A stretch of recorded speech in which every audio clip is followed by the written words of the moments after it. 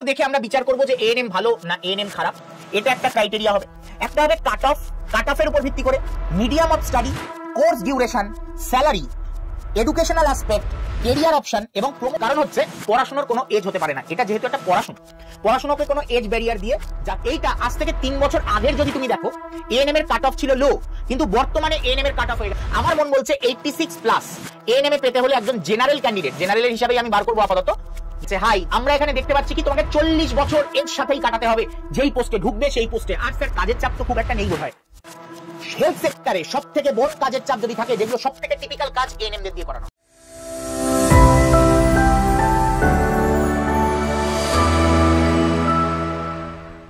Hello students, welcome to our new channel Smart School Bengali Adda 24/7। এই চ্যানেলে আজকে তোমাদের জন্য একটা স্পেশাল ভিডিও আমি নিয়ে এসেছি। সবার মনে কনফিউশন ছিল যে এএনএম ভালো না খারাপ, এর ভালো দিক আছে কি খারাপ দিক আছে, এই কনফিউশন নিয়ে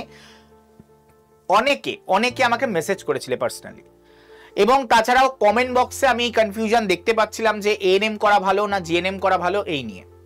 তো সেই নিয়েই আজকের ভিডিও। আজকে আমাদের টপিক হচ্ছে খালি এএনএম। এই এএনএম এর ভালো কি দিক আছে আর খারাপ কি দিক আছে, মানে এএনএম এর মেরিটস এন্ড ডিমেরিটস, এই দুটোর ব্যাপারে আজকে আমরা দেখব। তো চলো আজকের ভিডিওটা শুরু করা যাক। আজকের ভিডিওতে এএনএম ভালো না খারাপ সেটা কি কি পার্সপেক্টিভের উপরে ভিত্তি করে আমরা বিচার করব সেটা একবার দেখে নিই। আমরা ফার্স্টে দেখব এএনএম এর ক্রাইটেরিয়া, এর উপর দেখে আমরা বিচার করব যে এএনএম ভালো না এএনএম খারাপ, এটা একটা ক্রাইটেরিয়া হবে। একটা হবে কাট অফের উপর ভিত্তি করে, medium of study, course duration, salary, educational aspect, career option এবং প্রমোশনাল অ্যাসপেক্ট। মানে এডুকেশনাল অ্যাসপেক্ট মানে এরপরে আর কোনো পড়াশোনা করতে পারবে কিনা, কেরিয়ার অপশন কি কি আছে এবং প্রমোশনাল অ্যাসপেক্ট, প্রমোশন কি কি পেতে পারো, তার উপর ভিত্তি করে আজকের এই শোটা হবে। তো শুরু থেকে শেষ অবধি, বিশেষ করে এই পয়েন্টটা যেটা, এটা কিন্তু অবশ্যই তোমরা এই শেষ অবধি দেখবে যে প্রমোশন হওয়ার সম্ভাবনা আছে কিনা। তো চলো এই ভিডিওটা শুরু করা যাক। ভিডিও শুরুর আগে নিজের পরিচয় একবার দিয়ে নিই। আমি তোমাদের সুভাষিত স্যার, প্রায় 7 বছর ধরে তোমাদের প্রিপারেশন নিয়ে আসছি, এবং এই যে দেখতে পাচ্ছ এই সাতটা এক্সাম ক্যাটাগরিতে আমি তোমাদের পড়িয়ে থাকি, ঠিক আছে? তো চলো আজকের শো শুরু করা যাক, যেটা হচ্ছে কি প্রস এন্ড কনস, পজিটিভ দিক এবং নেগেটিভ দিক এএনএম এর, এটার উপরে। আর তোমরা যারা এই ভিডিওটা দেখছো তারা অবশ্যই কমেন্ট করে জানিও ঠিক সেম ভিডিও তুমি জিএনএম এর ক্ষেত্রে চাও কিনা, জিএনএম এর প্রস এন্ড কনস এর উপর তোমরা ভিডিও চাও কিনা, সেটা অবশ্যই কমেন্ট বক্সে কমেন্ট করে দিও। তো চলো শুরু করা যাক আজকের সেশন।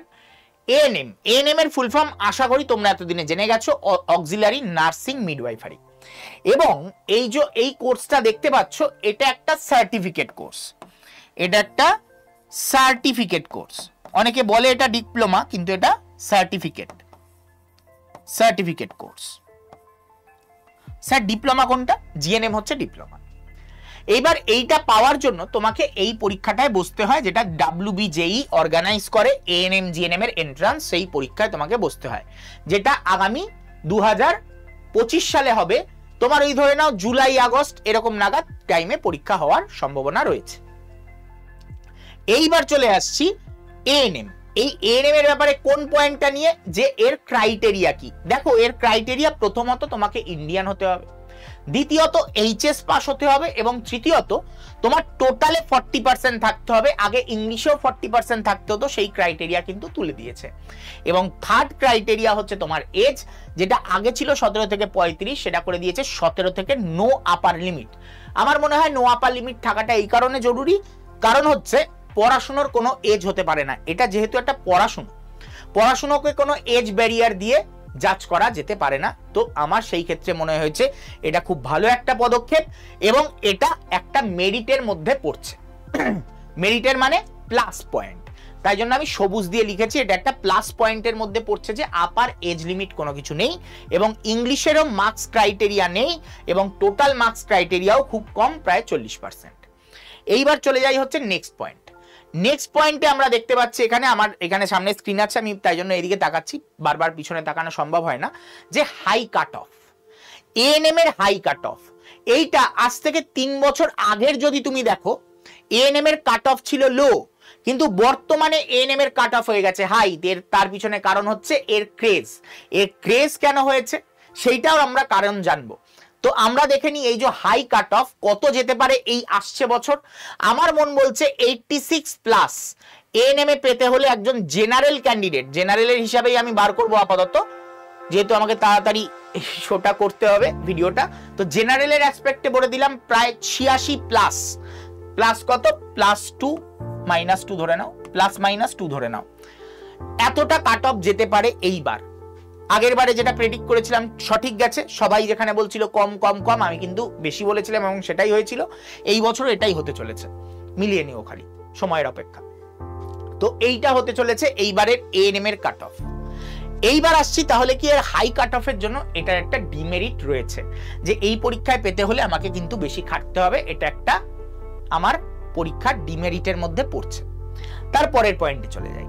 তারপরের পয়েন্টে আমরা দেখবো হচ্ছে কি এখানে এর কোর্সটা পেয়ে গেলে, চান্স পেয়ে গেলে তারপরের পড়াশুনো। এর পড়াশুনো তুমি চাইলে ইংলিশ ভাষাতেও করতে পারো, তুমি চাইলে বাংলা ভাষাতেও করতে পারো, তাহলে এটা একটা পজিটিভ দিক। যারা একটু ইংলিশে দুর্বল তাদের ক্ষেত্রে কিন্তু এটা পজিটিভ দিক, তাই জন্য এটাকে আমি মেরিটস এর মধ্যে ধরেছি, এটা একটা প্লাস পয়েন্ট। এইবার চলে যাই তার পরের পয়েন্ট। আবার এর পরের পয়েন্টে কি আছে, এইবার হচ্ছে আমাদের এই পড়ার মানে এই কোর্স পিরিয়ড কত সময়, 2 বছর প্লাস 6 মাস। এই 6 মাস কিন্তু এই 2 বছরের মধ্যে ইনক্লুডেড, অনেক সময় এক্সক্লুডেড হয় সেটা আলাদা ব্যাপার, কিন্তু ম্যাক্সিমাম ক্ষেত্রে 2 বছরের মধ্যে ইনক্লুডেড থাকে। তাই জন্য আমি এখানে লিখে দিয়েছি ইনক্লুডেড, যেটা আগের দিন ক্লাসে লিখিনি বলে অনেকে কমেন্ট করেছিলে স্যার আপনি ভুল বলছেন। তো 2 বছরের মধ্যে ইনক্লুডেড থাকে, মানে 2 বছরের মধ্যে তোমার কোর্স পিরিয়ড শেষ হয়ে যায়। ঠিক সেম গোস ফর জিএনএম এর ক্ষেত্রে 3 বছর যেটা লেখা থাকে, 3 বছর মানে 2.5 + 6, কিন্তু 2.5 + 6 না ম্যাটারটা, 3 বছরই পড়াশোনা করতে হয়, পড়াশোনা চলাকালীন তোমার ইন্টার্নশিপ থাকে, তাই জন্য ওটাই আমি ইনক্লুডেড আজকেরটা উল্লেখ করে দিয়েছি। অন্য দিনেরটা দেখে মনে হতে পারে স্যার 2.5 বছরের কোর্স, না 2.5 বছর না, তোমার 2 বছরেরই, কিন্তু ম্যাটারটা হচ্ছে এই 6 মাসটা এর মধ্যে ইনক্লুডেড, ইন্টার্নশিপ এক্সট্রা ইনক্লুডেড এর মধ্যে। তো এই জন্য এটা যেহেতু কম সময়ের কোর্স, 2 বছরের মধ্যেই তোমার কমপ্লিট হয়ে যাবে, ওকে, তো সেই জন্য এটাকে আমি মেরিটের মধ্যে ফেলেছি, খুব অল্প সময় একটা কোর্স তোমাদের কমপ্লিট হয়ে যাবে। এর পরের পয়েন্টে আসছি। এএনএম এর ক্ষেত্রে পরের পয়েন্টে দাঁড়াচ্ছে কি, যে চাকরি পাওয়ার জন্য তোমায় কি করতে হবে।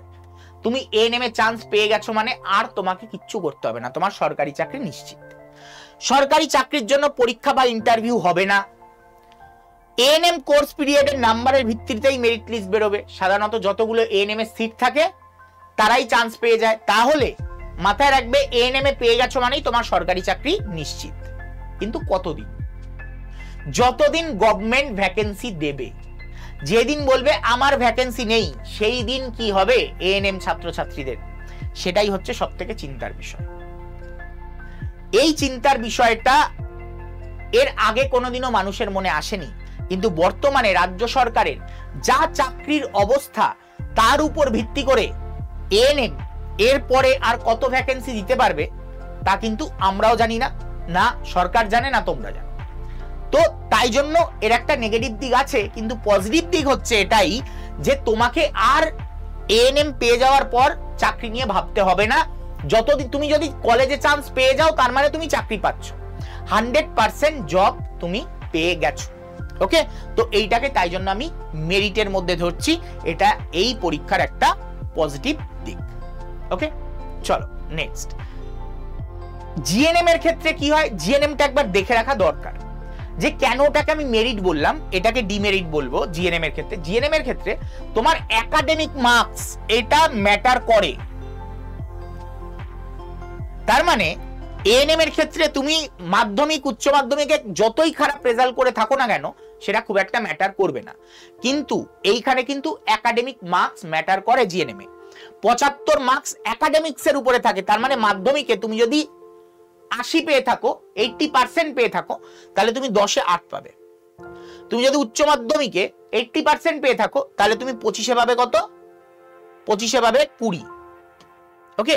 তুমি যদি জিএনএম পরীক্ষা মানে যে কোর্সটায় সেখানে যদি তুমি 80% পেয়ে থাকো সেখানে তোমার কত পাবে? 3 8 24 4 28, তাই তো? তুমি যে রেজিস্ট্রেশন মার্কস এখানে ক্যারি হবে না, ডিপ্লোমা সার্টিফিকেট তুমি 5 পাবে। তো এই ওভারঅল এইটার উপর ভিত্তি করে তোমার কি হবে? এই 75 মার্কস ক্যারি হবে। এবার এক্সপিরিয়েন্স, তুমি যদি 5 বছর চাকরি করে থাকো, তুমি বাইরে কোথাও প্র্যাকটিস করেছো, তাহলে কিন্তু 10-এ 10 পাবে। 4 বছর হলে 8 পাবে, তোমার এরকম ভাবে 2-2 করে কমতে থাকে। তোমার 3 বছর হলে 6 পাবে, 2 বছর হলে 4 পাবে, 1 বছর হলে 2 পাবে, এইভাবে তুমি একটা কাউন্ট হয়। তো সেটার উপর ভিত্তি করে তুমি এক্সপিরিয়েন্সের উপর মার্কস পাবে, এবং তার সাথে ইন্টারভিউতে কত পাচ্ছ সেটা যোগ করার পর যে মেরিট লিস্ট তৈরি হবে সেটার উপর ভিত্তি করে তোমার কিন্তু মার্কস আসবে। যেটা জিএনএম এর ক্ষেত্রে তার মানে কি ম্যাক্সিমাম নির্ভর করছে তার একাডেমিক মার্কস। যে একাডেমিক মার্কস তোমার এএনএম এর ক্ষেত্রে ম্যাটার করে না, এই জন্য ওটাকে আমি মেরিটস এর মধ্যে ধরেছি। চলো নেক্সট পার্ট। এবার নেক্সট পার্ট হচ্ছে আমাদের এই যে এএনএম এর ক্ষেত্রে আমরা এখানে দেখতে পাচ্ছি আমার কোন জায়গায় চাকরি হতে পারে। তো দেখো, আমার হতে পারে রাজ্য সরকারের যে চাকরিটা সেটা হচ্ছে হেলথ অ্যাসিস্ট্যান্ট ফিমেল। যে চাকরিটা হবে কি?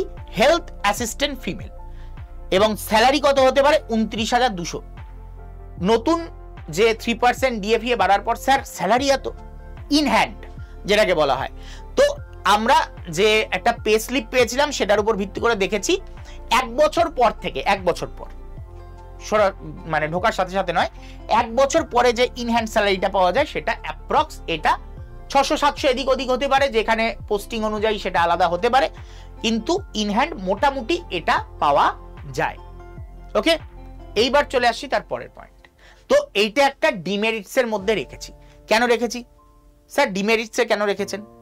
তুমি ভাবো, তুমি এতখানি পড়াশোনা করার পর তুমি একটা, এটা কিন্তু গ্রুপ ডি লেভেলের কাছাকাছি মায়না, তো এত কিছু পড়াশোনা করার পর তোমার মায়না হচ্ছে এটা। তো এখান থেকে জিএনএম জাস্ট 1 বছর যদি তুমি এক্সট্রা ইনভেস্ট করতে, তোমার মায়না 36 থেকে 37,000 টাকার কাছাকাছি পৌঁছে যেত। তো এইখানের জন্য এটাকে আমি ডিমেরিটস রেখেছি। এইবার আসছি আসল পয়েন্টে। এতক্ষণ তো যেগুলো বললাম সেগুলো অনেকেই জানতে বা একটু আধটু হয়তো জানতে না। এইবার আসল জায়গা, সেটা হচ্ছে এএনএম এডুকেশনাল অ্যাসপেক্ট কি। এএনএম এর পর জিএনএম করা যায়? হ্যাঁ করা যায় স্যার, এটা তো পজিটিভ দিক, অবশ্যই পজিটিভ দিক। এই এএনএম এর পর তুমি যদি জিএনএম করতে চাও, তাহলে তোমার জব করার সাথে সাথেই তুমি জিএনএম করতে পারবে, এবং তুমি সেই সময়ের কিন্তু স্যালারিও পাবে। তুমি কিন্তু সেই পিরিয়ডের স্যালারিও পাবে, এটা মাথায় রাখবে। কিন্তু চাকরির ক্ষেত্রে স্যার আমি কি প্রমোশন পেয়ে যাব আমার কোর্স হয়ে গেলে? না, তোমাকে এই জিএনএম কোর্স পিরিয়ডে যেইভাবে পড়ার পর তোমার একটা সম্পূর্ণ, যদি যারা দেখলে একাডেমিক হ্যানা ত্যানা সবকিছু, এইগুলোর পরে গিয়েই তুমি staff nurse grade 2 new vacancy বেরোলে তারপরে গিয়েই তুমি সেই মানে ওখানে গিয়ে অ্যাপিয়ার করতে পারবে। আদারওয়াইজ তুমি এটা ভেবো না এএনএম এ আছো বলে তুমি জিএনএম করে নিলেই তোমার প্রমোশন হয়ে যাবে, একদম নয়। নিউ যারা অ্যাপ্লাই করছে তাদের সাথেই তোমাকে পরীক্ষায় বসে কিন্তু সিট নিতে হবে। তো যাই হোক, ওভারঅল বেসিসে এটা একটা মেরিটই বলতে পারো যে তুমি উচ্চ শিক্ষা গ্রহণ করতে পারবে, যেটা কয়েক বছর আগে অবধিও এটা হতো না। ঠিক আছে, কয়েক বছর আগে অবধি হতো না, কিন্তু এখন হয়। এবং এই পয়েন্টটাকে আমি ডিমেরিটের মধ্যে রেখেছি যে তুমি আবার 2 বছর পড়ার পর আবার 3 বছর পড়াশুনো করলে তারপরে গিয়ে আবার তোমাকে আলাদা করে পরীক্ষাতেই বসতে হচ্ছে, তাহলে আমার এটা পজিটিভ পয়েন্ট হতে পারে না। তো এই পয়েন্টটাকে রেখেছি আমি ডিমেরিটে, যে আবার তোমাকে আলাদা করে পরীক্ষায় বসতে হচ্ছে। তো আশা করি প্রত্যেকটা পয়েন্ট ধরে ধরে আমি বলে দিচ্ছি এই ভিডিওতে কোনটা প্লাস পয়েন্ট কোনটা মাইনাস পয়েন্ট। তোমাদের আশা করি পুরো ভিডিওটা ক্লিয়ার হয়ে যাবে। আর এই ভিডিওটা যদি ভালো লেগে থাকে আর এরকম ইনফরমেটিভ ভিডিও চাও, তো ভিডিওটাকে লাইক এবং শেয়ার করতে ভুলো না বন্ধুদের সাথে। লাইক এবং শেয়ার করতে থাকো, এরকম ইনফরমেটিভ ভিডিও বিভিন্ন পরীক্ষার ব্যাপারে কিন্তু আসতে থাকবে। চলো এবার আসছি ANM career option. Sir ANM career option government জবের ক্ষেত্রে আমরা দেখতে পাচ্ছি government job confirm, state government job confirm হয়ে যায় তুমি যদি এএনএম এ পেয়ে যাও, তো তাহলে তোমার এএনএম পেয়ে যাওয়া মানে স্টেট গভর্নমেন্ট জব কনফার্ম হয়ে গেছে।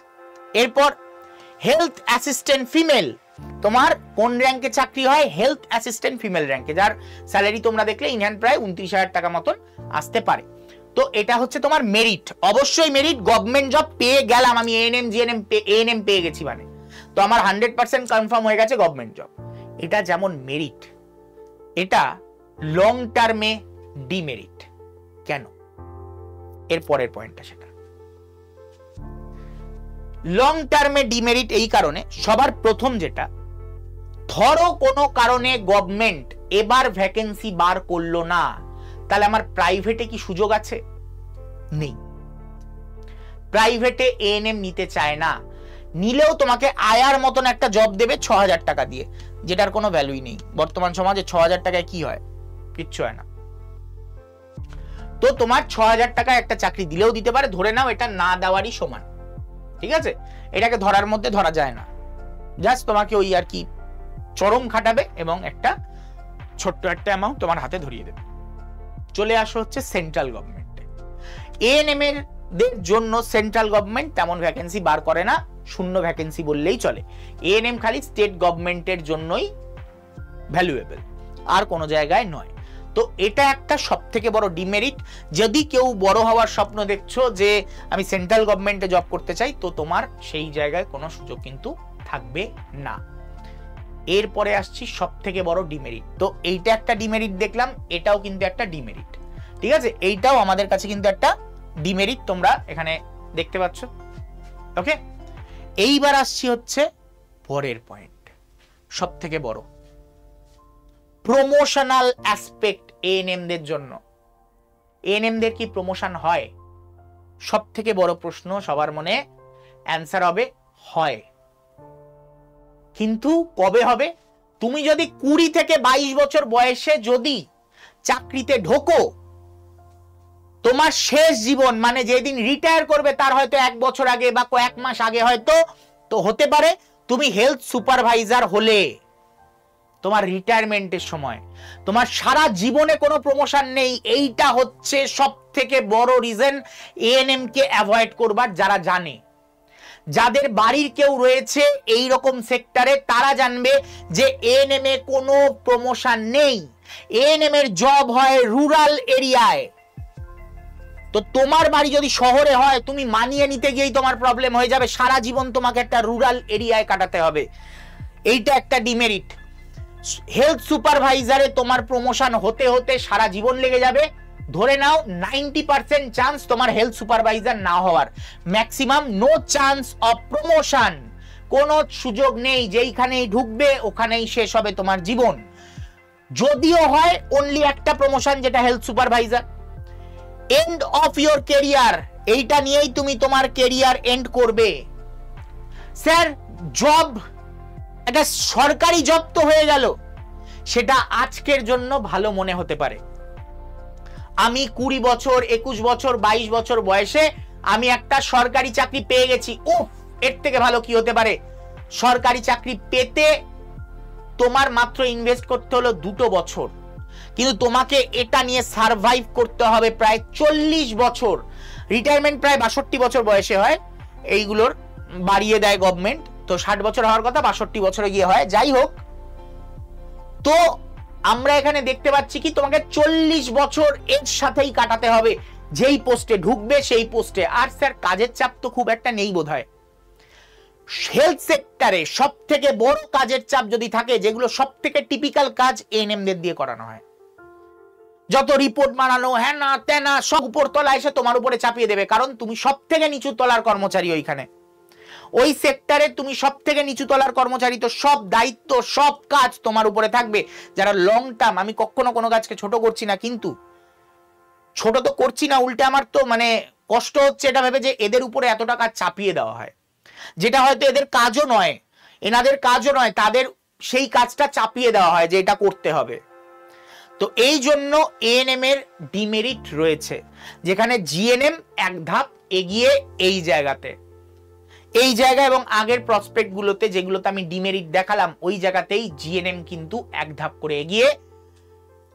এখানে আমার সরকারি চাকরি ইজিলি হয়ে যাবে, কিন্তু আমার প্রমোশন পেতে গিয়ে আমার হাড় মাংস কালি হয়ে যাবে। এইটাই হচ্ছে এর ডিমেরিট, এবং এর জব পোস্টিং রুরাল এরিয়া। ওকে, তো আশা করি প্রত্যেকটা পয়েন্ট তোমাদের আমি ধরে ধরে বোঝাতে পেরেছি। তোমাদের মধ্যে যারা যারা আছো, যে জিএনএম এরও কোনো প্রস এন্ড কনস, প্লাস দিক এবং মাইনাস দিক আছে কিনা এটা জানতে চাও, এরকম যদি থেকে থাকে তাহলে অবশ্যই কমেন্ট বক্সে কমেন্ট করে জানাবে যে তোমাদের মনে এরকম কোনো চিন্তা ভাবনা ঘুরছে কিনা যে জিএনএম এরটা জানতে চাই বা বিএসসি নার্সিং এরটা জানতে চাই। আর আরেকটা উপায়, আমাদের হোয়াটসঅ্যাপ গ্রুপ রয়েছে, এই হোয়াটসঅ্যাপ গ্রুপে তোমরা হাই লিখে জয়েন হয়ে যেতে পারো। এই মানে হোয়াটসঅ্যাপ গ্রুপে হাই লিখে জয়েন হলে তোমরা লিংক পেয়ে যাবে এবং লিংকে ক্লিক করে তোমরা জয়েন হয়ে যেতে পারো আমাদের হোয়াটসঅ্যাপ গ্রুপে। ওকে, আর যারা যারা আমাদের এই এএনএম ব্যাচ এখানে দেখতে পাচ্ছ, এএনএম জিএনএম এর ব্যাচ, যারা ভর্তি হতে চাও অবশ্যই ভর্তি হতে পারো। ধন্বন্তরী ব্যাচে কি কি পেয়ে যাবে এখানে একবার দেখে নাও। এখানে তোমাদের লাইভ প্লাস রেকর্ডেড ক্লাস পাবে, লাইভ প্লাস রেকর্ডেড ক্লাস যেটা ডিটেল পড়ানো, ডিটেল ক্লাস যেটা, এবং তার সাথে আমাদের লাইভ ডাউট ক্লিয়ারিং ক্লাস হয়, ডিপিপি সলভ লাইভ হয়, ক্লাসের নোট পিডিএফ আকারে দেওয়া হয়, জিকের ইবুক পাবে, মক টেস্ট পাবে, কাউন্সিলিং গাইডেন্স পাবে, এবং দাম কত পড়ছে 1662 টাকা। আরো কম দামে পেতে পারো, তোমাকে তার জন্য কল করে নিতে হবে বা Y229 কোড ইউজ করতে হবে তোমাকে এই ডিসকাউন্টটা পাওয়ার জন্য। ওকে, আর তোমরা এখানে দেখতে পাচ্ছ যারা আমাদের এর আগে পেয়েছে তাদের আমি একবার ছবি র্যাপিডলি দেখিয়ে দিচ্ছি, কারণ তোমাদেরও মনে হতে পারে এখান থেকে কতজন পেয়েছে। আমি র্যাপিডলি ছবিগুলো ঘোরাচ্ছি, ঠিক আছে? তোমাদের মনে হতে পারে যে কতজন পেয়েছে, এখানে কি আদৌ আমার পড়া উচিত কিনা। হ্যাঁ, কারণ সবারই মনে একটা সন্দেহ থাকে আমি যেখানে পড়বো সেখান থেকে আদৌ কেউ পেয়েছে কিনা। দেখো, তোমার চোখ হাঁপিয়ে যাবে দেখতে দেখতে, তুমি এত দেখতেও পাবে না, স্লো মোশনে দেখে নিও দরকার পড়লে যে কতজন পেয়েছে আমাদের এখান থেকে, তো তোমরা এখানে আন্দাজ একটা পেয়ে যাবে। ওকে, এইবার হচ্ছে যে স্যার নিজের থেকে যদি কোর্স পারচেস করতে হয় কিভাবে করব? খুব ইজি। তার জন্য কি করতে হবে, তোমাকে আড্ডা 24/7 এই অ্যাপটা প্লে স্টোর থেকে ইনস্টল করে নেবে। প্লে স্টোর থেকে ইনস্টল করতে আশা করি পারো। এই যে অ্যাপটার ছবি, এই অ্যাপটাকে প্লে স্টোর থেকে ইনস্টল করে নেবে। ইনস্টল করার পর ওপেন করবে যেই, তখন কি হবে, ক্যাটাগরি চুজ করতে বলবে, সেখানে স্টেট এক্সাম ক্যাটাগরি চুজ করো। স্টেট এক্সাম ক্যাটাগরি চুজ করার পর ওয়েস্ট বেঙ্গল বলে এই রাজ্যটাকে চুজ করবে।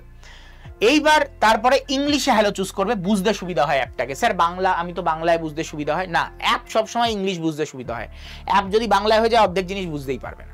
ওকে, হয়ে গেল। এবার তোমার লগ ইন করো, ফোন নাম্বার দিয়ে লগ ইন করতে পারো, বা এখানে দেখো গুগল অপশন রয়েছে, এই গুগল দিয়েও লগ ইন করে নিতে পারো। তোমার ইমেল আইডি যেটা আছে গুগলে ক্লিক করলেই তোমার ইমেল আইডি দিয়ে লগ ইন হয়ে যাবে। হয়ে যাওয়ার পর এখানে দেখবে স্টোর বলে অপশনটা রয়েছে, এই স্টোর অপশনে গিয়ে ক্লিক করো। যেই স্টোর অপশনে ক্লিক করবে এখানে সার্চ বার পাবে, এই সার্চ বারে গিয়ে ক্লিক করবে। সার্চ বারে গিয়ে ক্লিক করে তোমাকে লিখতে হবে যে কোর্সটা চাও তুমি, এএনএম জিএনএম। তো এএনএম জিএনএম লেখো। তোমরা যদি জেন পাস কোর্সে ভর্তি হতে চাও তাহলে জেন পাস লিখবে। তো আমি এখানে এএনএম জিএনএম লিখে দেখিয়েছি। এএনএম জিএনএম লেখার পর সার্চ করবে যেই, দেখো এএনএম জিএনএম এর ব্যাচ এখানে দেখাচ্ছে, ধন্বন্তরী। এএনএম জিএনএম এর যে ব্যাচ দেখাচ্ছে এইটার উপরে ক্লিক করলে এই যে ব্যাচ ওপেন হয়ে গেল, এখানে কুপন কোড অ্যাভেলেবেল দেখাচ্ছে, এর উপরে গিয়ে ক্লিক করো।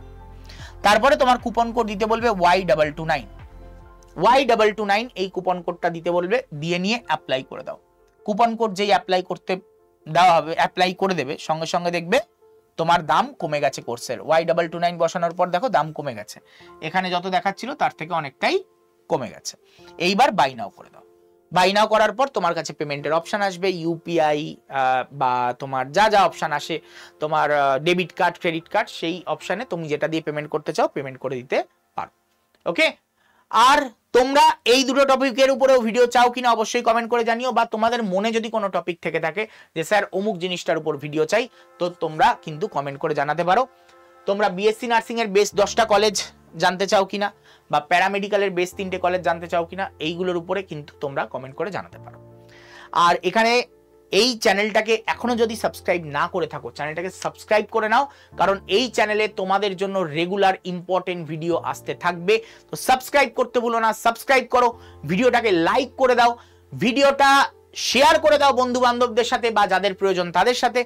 কমেন্ট করে জানিও তোমাদের কি কি চাই, কি কি চাই না, সেটাও কমেন্ট করে জানিও। এবং আবারও বলবো চ্যানেলটাকে সাবস্ক্রাইব করতে ভুলো না, কারণ রেগুলার তোমাদের জন্য প্রয়োজনীয় ভিডিও এই চ্যানেলে আসতে থাকবে। তো চলো, দেখা হচ্ছে আবার অন্য কোনো ভিডিওতে, অন্য কোনো টপিক নিয়ে। ততক্ষণের জন্য টাটা, গুড বাই, বিদায়।